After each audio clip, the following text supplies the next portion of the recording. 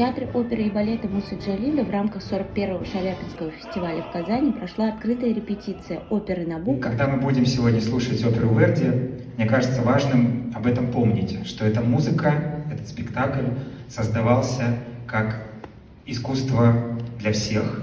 Лекцию о композиторе Джузеппе Верди и опере «Набуко» прочитал музыковед Ярослав Тимофеев. Репетицию смогли посетить все желающие за минимальную плату. Оперное искусство, большую часть своей истории, было мейнстримом. Стоит отметить, что фестиваль этого года посвящен юбилейной дате 150-летию со дня рождения выдающегося оперного певца с мировым именем уроженца Казани Федора Ивановича Шаляпина.